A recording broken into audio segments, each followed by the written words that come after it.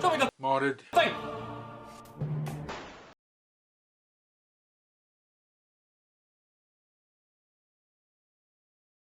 Alright, welcome back guys, episode 33. Just a couple of quick announcements before we jump in. First, some people have sent one or more entries, so I'm just featuring one of their pieces and I'm keeping the other one or several other ones for the next movie, just so I've got some content. And number two, when you include an email and details, can you start it with I am and insert your name here, what name you'd like to be known, because I'm getting emails with 3 or 4 different names on them all over the place and I don't know what to call you guys. Right, straight into it with one from Neko P, and he says this is his first submission and very happy to have it. He says, this is my repaint Nerf Dungeons & Dragons Ember Strike. I attended a Nerf Club Lizard in Tokyo, so I wanted to make a lizard themed blaster. The club uses stock blasters in a CQB arena, so a front-loading blaster is perfect and I love pump-action blasters.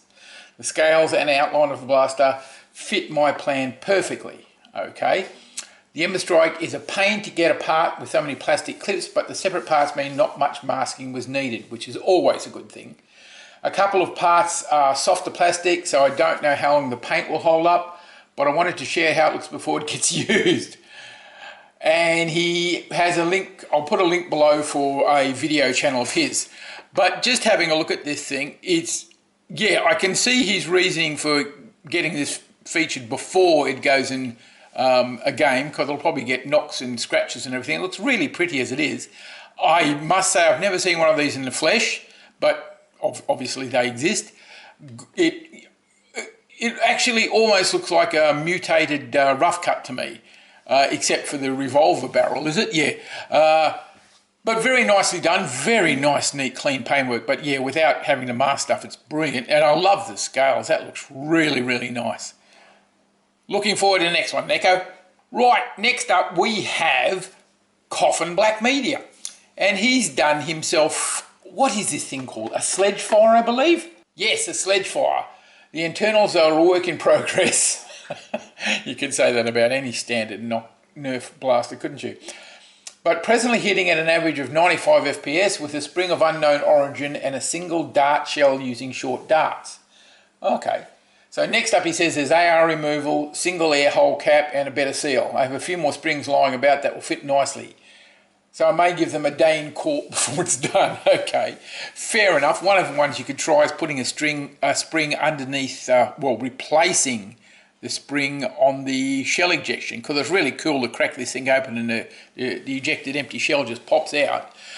Really nicely done. Still with an orange end and a bit of orange on the trigger there. His painting, again, is really, really nice. He seems to have done a stipple effect, especially with the blue on the main body. I really do like the sledge fire as a big sort of quote-unquote horse pistol. And he's got some really nice rust and weathering effects there. And the metallics paint like underneath the barrel and on top with the Picatinny rail. Very well done, very well done. He's a really talented painter, Coffin Black. Okay, moving on to the next one. And we have one from Orwells Warning, another regular subscriber. He says there's a Fortnite Desert Eagle with a 4 Mega Dart Modules Master Key integration. Put a 10mm LED light connection to the trigger. Oh, that's a clever idea. Also installed a rumble pack from a video game controller that when you extend the missile launcher, it vibrates. Will that ruin your aim? I don't know. Okay, and his usual Montana spray paint with Borderlands video game cosmetics. Mad Moxie branded. And I believe he has sent me a link as well to a video of this firing, so I'll put that down below because I don't think I've got a video in the actual email. Yes, but very nicely done, again with his same signature paint, and why not? Pink, okay, it looks good. It's a very nicely done blaster. It's a very nicely done blaster. Yeah, well done, mate. Right, moving on, we have Devon M. And he says, this is a Nerval takedown I modded into a laser rifle from the Fallout video game series. It was made using foam floor mats which I cut and hot glued to the body of the rival takedown. There is a pipe running through the handle which secures the stock in place. I created all the templates for the build myself using a ruler and construction paper. There is no 3D printing or advanced technique used, just lots of careful cutting and gluing and some work with a rotary tool to smooth things out. I will be posting a full build and painting video on my YouTube channel, Rocket Coffin Studios, next week. So I'll put a link below if I can find that. Yeah, this is really nicely done. I like the rust effect he's got on there. And doing this basically pretty much by hand, no 3D printed, is pretty impressive. Love the way it looks, the way it's been planned out. Even, you know, the use of what looks like a pill bottle in there, just stuck in, and you screw it straight into its own lid so it just stays there. That's very clever. Yeah, okay, you can say, yes, it looks rough and it looks... But that's not the point. As far as I know, Fallout is a pretty post-apocalyptic sort of game anyway. But the unpainted images, you can see how he's incorporated Nerf parts in it. And it looks really, really well done. Yeah, of course you could do it in 3D printing and all that sort of thing, but, you know, if you haven't got one, you can't. And he's just persevered and made a really good, interesting looking blaster. Well done, mate. I'm pretty impressed by that. I could never have the patience to do that. Okay, moving on. Right, next up we got somebody I am in awe of. It's Yan R from, I believe he's French, I'm not sure. Don't quote me. And he says...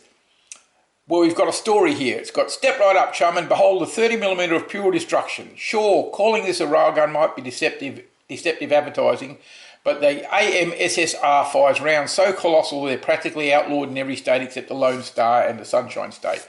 That's right, Texas and Florida know a thing or two about freedom, and they sure as hell ain't going to let a little thing like ridiculous excessive firepower stand in their way. Okay. Having said all that, okay, the build details. This is an old build from 2018 I decided to rework. It's based on a Nerf rifle Helios with a 3D printed barrel and rail riser. I added up a small canister of tubes and components to make up the chem part of the chem rail before repainting everything.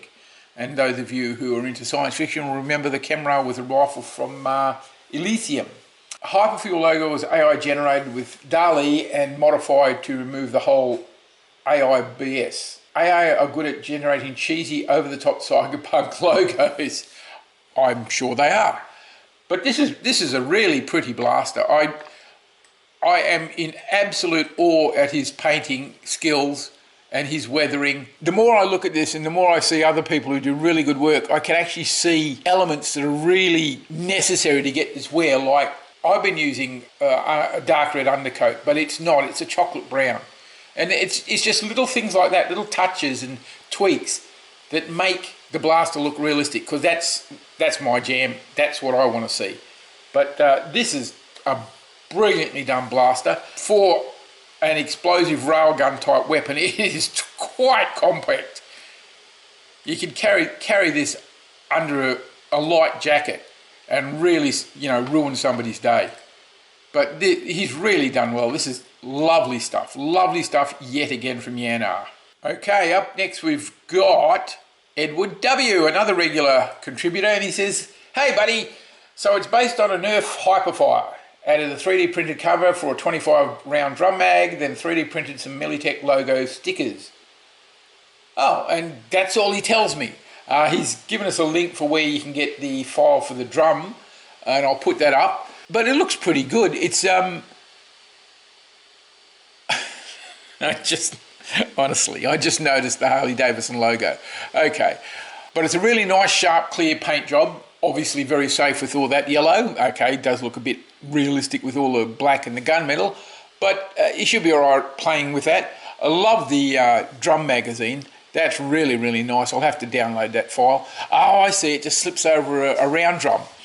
Yeah, you may remember in one of my builds, I actually made a square magazine, box magazine around a drum magazine, but that was a lot more work than this. I'll have to look into that, but this is really, really nicely done. Well done, mate. Well done. Now, here's an interesting one. Got this one from Oscar G. And he says, it's a Mandalorian Arm 3516. I got this blaster many years ago from Zen Duo, or Zuen Duo. I took it out of the box, fired it once, it's been sitting in my box waiting to be used ever since. The problem is the darts. It's that weird Chinese 5mm ammo, that's smaller and thinner than half-length darts, and I have yet to find a suitable, consistent source I can get from them. The FPS isn't that great. Either it gets like 50 FPS with a tiny ammo, but it's extremely fun to shoot and reenact the Akira Tower raid. Okay. It's a cool looking blaster. I do like pistols that look like they've got a magazine in front of the pistol grip. It makes them just look a bit more beefier and chunkier.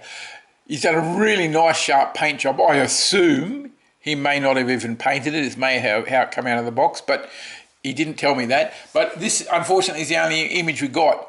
So what he's written, as in Mandalorian Arms, doesn't quite gel with what's actually written on the blaster. So I'm thinking it's the original paint job.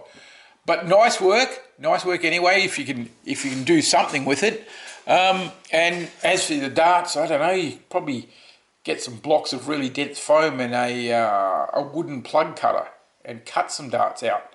That might be a possibility. Anyway, moving on. This one's from James D.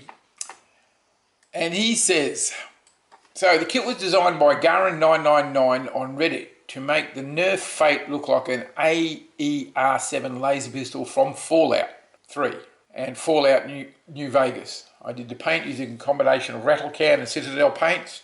Parts were printed by a friend as a one-off for me.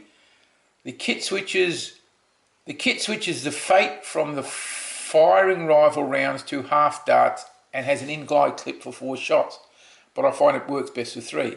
The files also come with energy cell dart holders which mimic the in-game ammo very well.